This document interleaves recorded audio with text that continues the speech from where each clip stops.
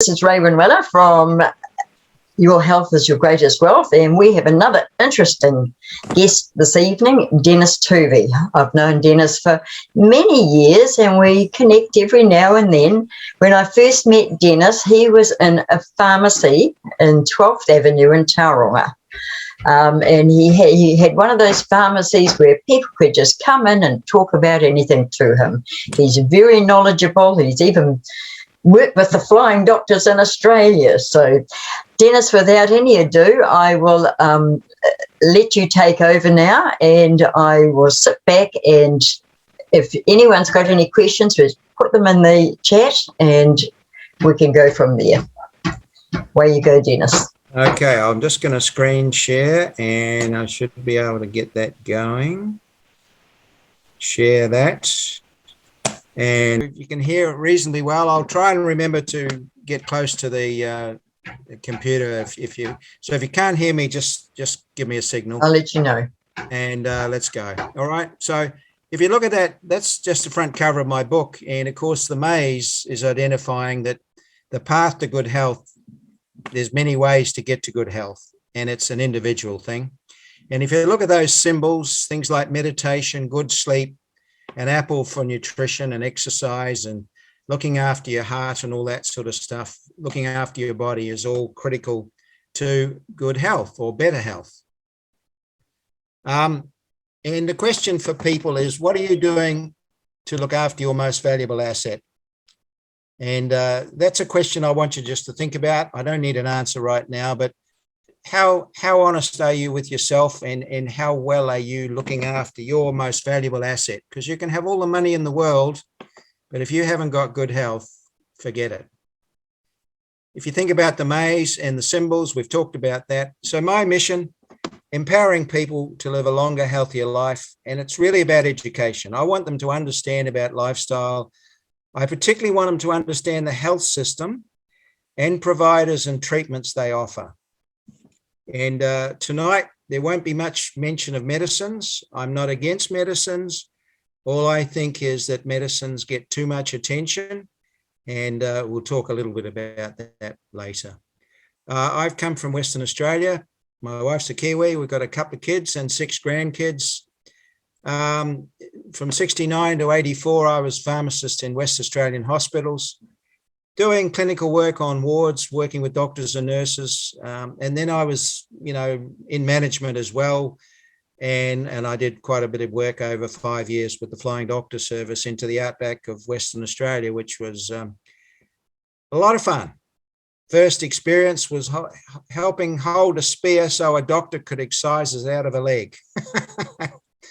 So in 85, I came to New Zealand and I was chief pharmacist, Whakatane Hospital, and then in 87, Tauranga Hospital. And from 1995 to 2006, I had my own Avenue 12 pharmacy, and my wife was in there with me. And over that time, in just 3 years in a row, we won the Trustpower Customer Choice Award. People just voted. And people just liked what we were doing. And the standard thing people said, hey, you're very different to other pharmacies. You take the time to tell us about stuff and educate us. And we don't really appreciate getting our pills stuffed in a bag and a shop assistant giving them to me, etc. And as far as I'm concerned, that's totally unprofessional. And I know there's still some of that goes on. I taught nutrition. I did a little crash course in teaching at the Polytech, and that woman there standing beside that kiosk, I had one of those in my pharmacy before I shut the doors thanks to the government's action, and we won't talk about that tonight. And people loved it. There was a touchscreen kiosk. They could come into the pharmacy, they could look up all sorts of things. It was quite holistic. Talked about medicines, how to use asthma inhalers, angina inhalers, all that sort of stuff. And I saw an opportunity and I became the national. We're just talking about change here. And in 1997, I was incredibly fatigued. It went on for about 3 months. My Orthodox doctor had said to me, look, Denis, all I can diagnose is chronic fatigue syndrome, ME.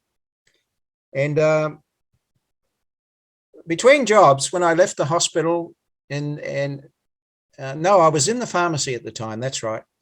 And just before I got into the pharmacy, I'd been doing another job visiting doctors. And this particular doctor, who's now dead, sadly, he was killed in a hit and run in Vancouver.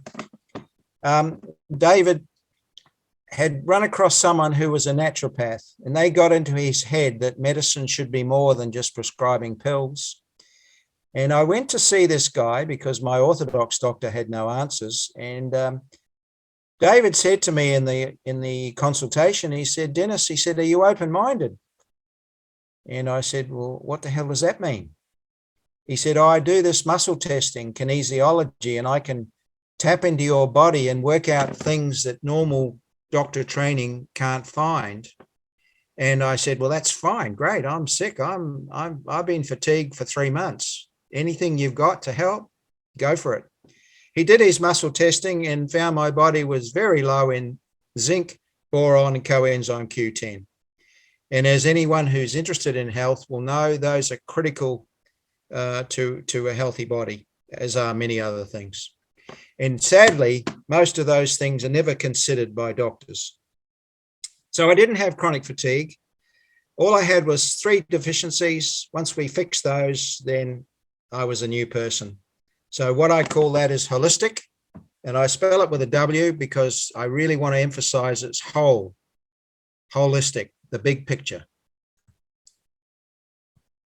There's a lot of chronic, which is long-term. There's a lot of jargon in medicine, and I hate that. I wish medicine hadn't dreamt up all these fancy things like hypertension for blood pressure and that. It's just a lot of garbage. And then they sometimes use those words when they're talking to patients. It's like people talking about things like blood thinners and that. It's crazy. Anyway, there's a lot of long-term or chronic, premature and preventable diseases out there, mostly caused by inflammation and stress. And we know lots of them: dementia, autoimmune disease, cancer, multiple sclerosis, all sorts of things. And the joke about our health system is we're focused on, I know, I'll come to that. Now, we spend in New Zealand over $15 billion a year patching people up, and that was pre-COVID. I hate to think what it's going, what it is now. It's probably 16 or 17, 18 billion.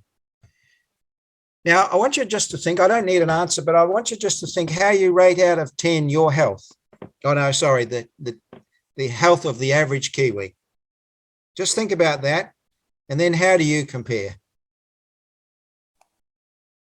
And we know that health includes many things like epigenetics, and epigenetics just means good nutrition and lifestyle can actually change the way your genes operate. People think, and doctors sometimes say, "Oh, you're stuck with those genes." Well, that's a lot of nonsense. There's things you can do to fix these things.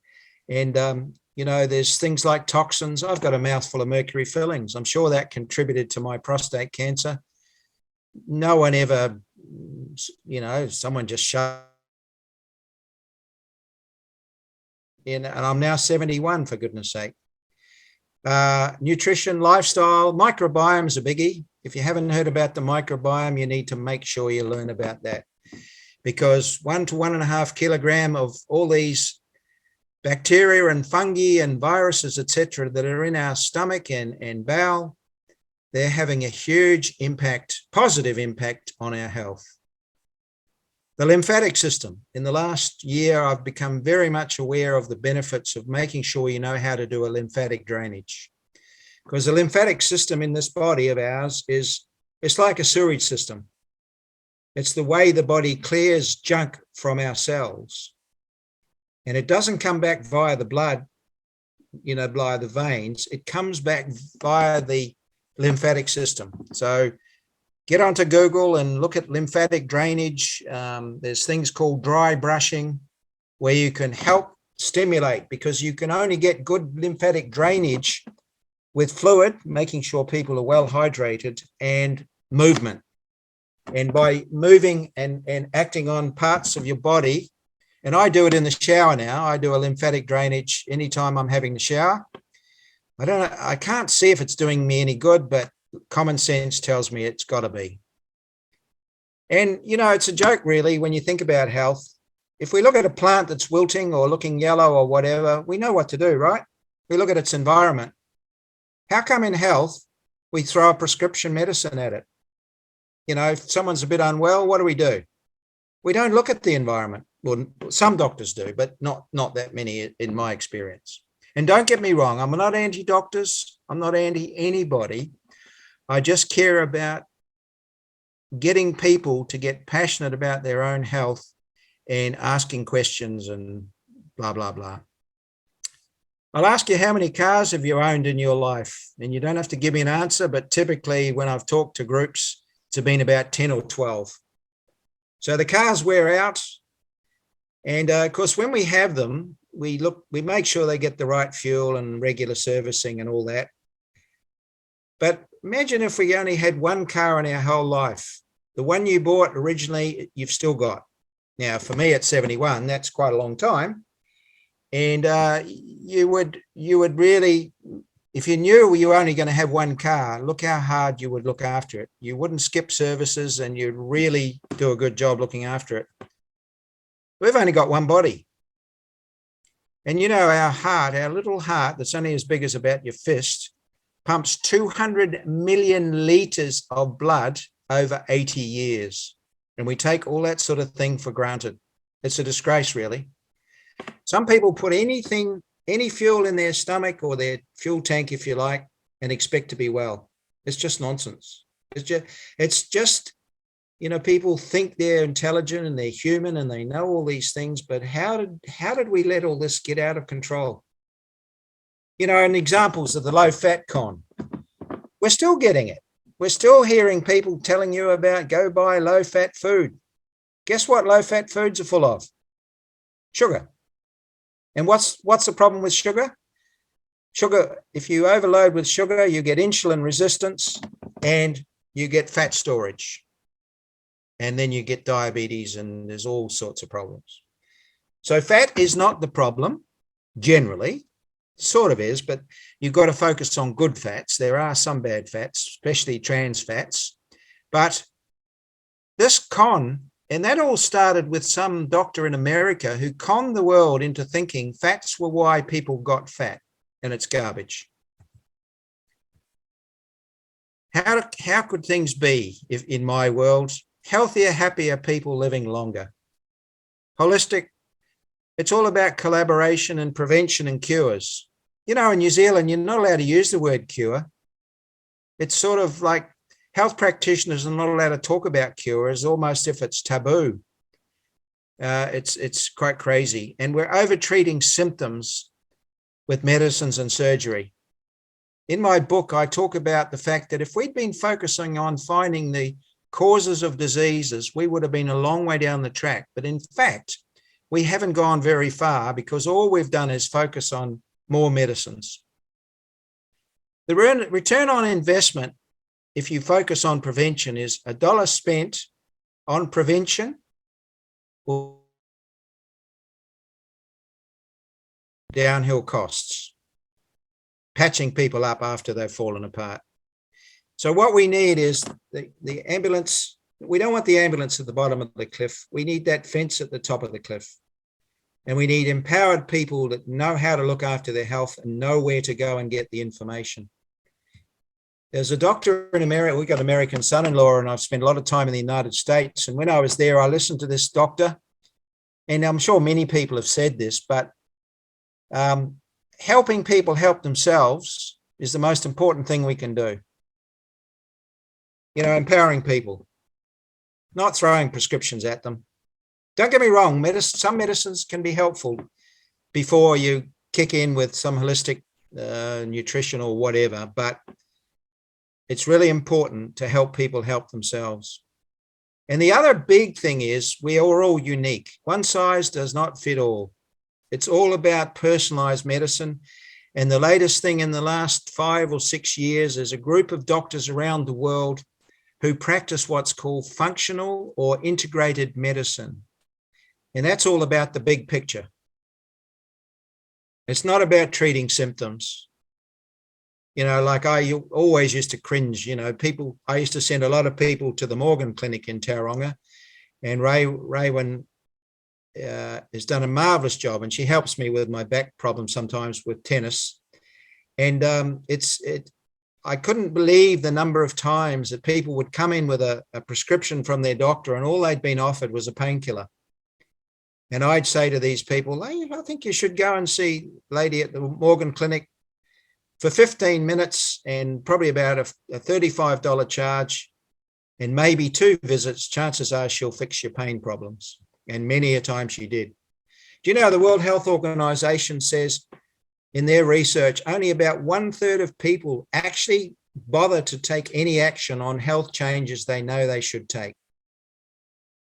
I've got a friend who's very obese, very overweight, and you wouldn't believe the food he eats. He knows he shouldn't be doing it, but he's like many other people, never actually get into the gear.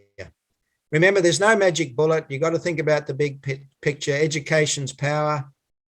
A lot of people don't know what they don't know, and that's scary. A lot of people have got a closed mind, and that includes lots of doctors, pharmacists, even nurses. And people keep doing the same thing and expect a different result. How farcical. My book is full. A friend of mine told me I had too much stuff in my book. I need to keep it simple, about 2 or 3 things, and that's how it should have been. Well, sorry, but there are lots of issues that are important to people's health. And the key thing is people need to find some things that are important to them. We know about nutrition. I mean, one of the examples that I remember years ago was macular degeneration. People were going blind. And I was quite thrilled that it was an ophthalmologist from South Africa in Tauranga who actually was teaching people about the shortage of vitamin A, C, E, lutein, and zinc. And if you made sure you took those supplements, you would reduce the chances. Now, isn't it a disgrace that it's only in the last, let's say, 10 years that people have woken up to things as elementary as this to stop people going blind? I mean, for goodness sake, who do we trust? Remember years ago, someone did a study of Ribena, and they found there was no vitamin C in the Ribena. And you remember years ago, there was that big debacle in China of the melamine in some baby milk powder. And we all know about things like BPA in plastics. Well, that's carcinogenic. So people running around sucking water out of water bottles that they continually refill, that is potentially dangerous. Hippocrates, what did Hippocrates say? Let food be your medicine. So Raewyn, sorry, I've got a friend called Raewyn, so I get confused sometimes. And I thought I was your friend.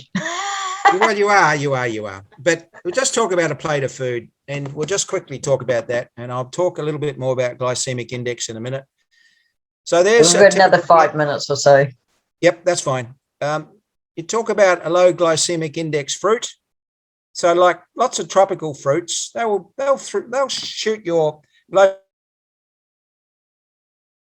Oh, I eat lots of fruit. No, that's not quite right. And lots of fruit juices have got fructose in them, and that's potentially harmful. So a lot of people who think they know better, and that includes even dietitians, they can get things totally wrong. So you really got to be open-minded and look for things. So there's your plate of food. Let's look at protein. Protein doesn't have to be meat.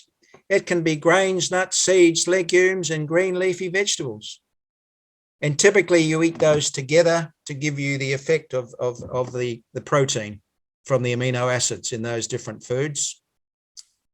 You want some energy, so you want some low glycemic index grains or starchy vegetables. So there's the other quarter of the plate. And the top left, I've already touched on that, low glycemic index fruit.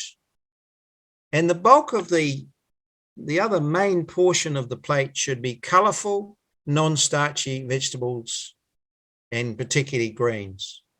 And so Dennis, you're saying not too much fruit? Well, not too much tropical. Tropical. Like you wouldn't want a diabetic to be eating a banana or 2 a day and things like that, because and I'll talk about glycemic index in a minute, so we'll get to that. So there's a typical plate of food, and you'll notice dairy's on the side there. It's quite debatable whether we should be drinking something that was intended for a cow, but that's another story. You just need to do your own research and look at yourself. I went on a course once one weekend, and it was all based on a book called the Metabolic Typing Diet. And it was basically, you did this 60-question questionnaire, and you looked at what particular diet might be suited to you, like an Eskimo type diet where they wouldn't see many greens and vegetables, but they eat a lot of blubber and deep sea cold water fish and things like that. And they're particularly healthy. Then you go over to Africa, and some of the tribes people, they've got a different diet altogether. So, different diets can suit different people. I mean, classically, we think of the Mediterranean diet as a pretty good one for most people, but that metabolic typing diet book is quite fascinating. Other people, and this is all in my book, so all this stuff we're talking about, it's all in my little ebook. And even there's another book, Eating According to Your Blood Type. Now, the glycemic index or glycemic load, see that graph that's going up and down? See those spikes? Whenever you have a spike in blood sugar like that, that's when you're doing damage. That's when you're causing inflammation. You're causing your immune system to react to sugars and that in the body. And something I've forgotten to mention is one of the biggest things about inflammation is what's called leaky gut. And leaky gut is caused by inflammatory things like gluten. And they reckon that a lot of our grains today are got a lot more gluten in them than they used to have. And people can have foods getting absorbed through their gut that shouldn't have been. And that was because the gut is in an inflammatory state and it's leaky. And when these molecules get into the bloodstream, the immune system goes haywire and starts attacking these things. And the sad thing is some of these food molecules can look like our own cells. And that's when we set ourselves up for autoimmune disease. So just a little understanding of glycemic index. I was appalled. I was in Wellington at a conference with doctors, and mostly doctors and a couple of pharmacists and a few nurses. And I stood up at the end of this presentation by one of the doctors at the Ministry of Health, and I said, why aren't you guys promoting glycemic index or glycemic load information on foods? And you know what this blasted doctor said to me? Oh, we want to keep it simple. We don't want to confuse people. So what the moron was really saying is, oh, the average person is not intelligent enough to take on good information. I mean, how hard is it to understand this? And if you look at this bottom one here, that graph, that's typically like my porridge. Like in the morning, typically I'll have porridge, whole grain porridge, usually soaked for quite a few hours to reduce phytates, which can be damaging in our health. And that's all about health is all of these things. I've talked about functional medicine, nutrition, your lifestyle, and it's a circle because you keep going around. As you get to today, there's new science, there's new information, and you need to be aware of your risk factors. You know, in America now, some people get a newborn baby, or I don't know how old they might be, but they take a blood sample and they screen for people being susceptible to over 90 diseases. And the idea is that if you can look at people being susceptible, you can take precautions to reduce that risk. Say, for instance, someone looks as though they're going to be set up for diabetes. Well, right from the get-go, you can focus on looking after that. Some of the nonsense I used to put up with in the pharmacy, this is one example. So Jack's prescription comes in and he's on an old drug for blood pressure, propranolol. And I said to him, do you get nightmare? You ever get nightmares? Because this drug was common. A common side effect was nightmares, right? I said to this guy, you get nightmares with this drug. It's an older drug and not commonly used these days. My wife and his wife just stepped between him and me and looked me in the eye and said, that's actually none of your business. Our doctor looks after my husband. You wouldn't believe the stories that I've had in my pharmacy from people. and not just patients. I'll tell you another story in a minute. So a few days later, that husband came in on his own. And what did I do? I rang the doctor. I knew him because when I was chief pharmacist, he was a house surgeon. And I rang Jeff and I said, hey, Jeff, I've got a patient. He's on the old propranolol. Can we change him to a more modern drug? Because he's got this problem with nightmares. Just a simple thing. Another story, guy comes into the pharmacy, he's looking for a cough mixture. I knew he was on an ACE inhibitor drug, a common side effect, dry cough. I rang to talk to his doctor. His doctor was busy. I said, well, I'll talk to the nurse. And guess what? I explained to the nurse what the problem was. The patient was looking for a cough suppressant, and it was likely his medicine that was causing the problem. Do you know what the nurse said to me? It's actually none of your business. Doctor's looking after this patient. And I said to her, I gave her, you can imagine, I gave her an earful. Excuse me, but the most common side effect of this group of drugs for blood pressure and it's used for one or two other things, heart conditions and that, but most common side effect of this drug, which causes a lot of people to go off it, is a dry cough. And you should be screening, as a nurse in your medical practice, you should be asking every patient on an ACE inhibitor any sign of a dry cough. My wife's got it at the moment. She's on an ACE inhibitor. She thinks it's her hay fever that's causing her dry cough, but I don't think so. Her cough is more persistent than it ever has been. And soon she'll go back to her doctor and hopefully he'll decide, yes, let's try another one and see what happens. It's often the weakest link in the chain. You know, we've got a sophisticated health system. We spend, what did I say, $15, $16 billion a year. And quite often people fall through the cracks. And why do they fall through the cracks? Because maybe they're only getting 8 to 10 minutes in a doctor's surgery. There's a focus on just chucking pills at people. And we really need to think about the weakest link in all of our own personal lives. And we need a more patient-centered health system. We need empowered people who know how to look after themselves. These are some of the things people have said about what I'm doing, that it's fairly comprehensive what I do. Help for patients, a balanced view. I had the courage to think outside the square, and some people have even said, look, I'm doing something with my book that the Ministry of Health aren't doing. And I think I agree with that. And just think about where you are with your health and guiding yourself through that confusion. And it's really about holistic health and thinking about what investment you'd make into it. And hello. That's brilliant. That's brilliant. Thank you, Denis.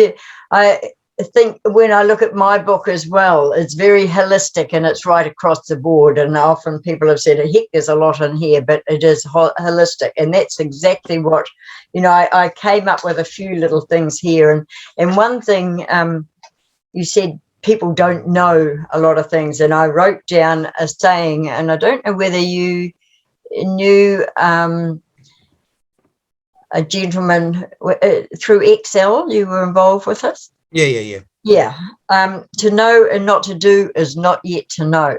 And exactly. I think that is an amazing saying. To know and not to do is not yet to know. We know we need to look at our health, but if we don't do anything about it, we really don't know how bad it is. And yep. And you the lymphatic system is another really important one. Oh, it's huge. Isn't it? Huge. And I discovered that I listened to some really good health webinars, and they're all holistic. And I discovered the one webinar series went for 3 days, was all on the lymphatic system. Anyway, I said to my wife, I said, hey, I've just discovered what's wrong with your sinuses. You need to drain your sinuses, and there's certain things you can do on your face to stimulate the drainage back into the bloodstream. And she started. I found the thing on YouTube. There's a lady on YouTube who's a physiotherapist, mostly deals with lymphatic problems after cancer. And she teaches lymphatic drainage. And guess what? My wife's sinus fixed it. problems is Yeah. not totally gone because she forgets to do it sometimes. And I do a lot of that, and all of my clients, I always get them tapping down their sides, down, just keep their whole lymphatic system doing. As you say, it's our sewage system. Well, you do it. Now, well, one thing, if you could, we can just go to, is the diabetes free. Can we just have a quick little overview on that one? I think that's an interesting one for people. Yeah, I was saying to Raewyn before, in the last 5 years, people have identified that dementia, and some, not everyone, but some people are saying that a lot of dementia is type 3 diabetes. And it goes back to that graph I showed you with that glycemic index and high blood sugar levels. And, people are eating far too much rubbish food. I mean, when you go to the supermarket, we almost should lock up the middle aisles and not let anyone go in near those middle aisles, because most of the food in there is garbage. You'd be better off to eat the packet than what's in the packet. I love that one. Yeah. So, and it's a joke really that in our stressful world, and man, is it stressed in the last year and a half, but in our stressed world, the recommended daily allowances of vitamins and minerals on the packet is a joke. It's there's and there's heaps, there's lots of references in my book to all of this sort of stuff, but the Food Matters group, and that, if you've seen the Food Matters film, that's full of how important it is for, I think if you look on a packet, they'll tell you we need 60 milligrams of vitamin C as a recommended daily allowance. Well, that's the amount to prevent scurvy. That's not the amount we need in today's world with mercury fillings and toxins and all sorts of things in our environment. We need a lot more vitamin C than that, and lots of other minerals and all that sort of stuff. Okay. I've just stopped the sharing here, Denis. So if anyone's got any questions, Cherie, Tony, just unmute yourself. I think it's been a very interesting chat. Thank you, Denis. And I hope that you all have enjoyed it and got something out of it. You have to say yes. But I'd just like to say formally, thank you, Denis. It's been really informative, and I'm sure people will really look forward to reading your book. It's only $3 on Amazon. Yeah. So American can you say the name of it again? Well, you just go to amazon.com/author, because the best way to find me is through the just put category Denis author. Toovey. And then you've got to get and spell my Denis name with right. one N. Denis with one N, Toovey. So if you just do that, and you can even download the first 3 chapters free. Thank but if you. you buy it, it's going to cost you about $3.50 American dollars. All right. And $10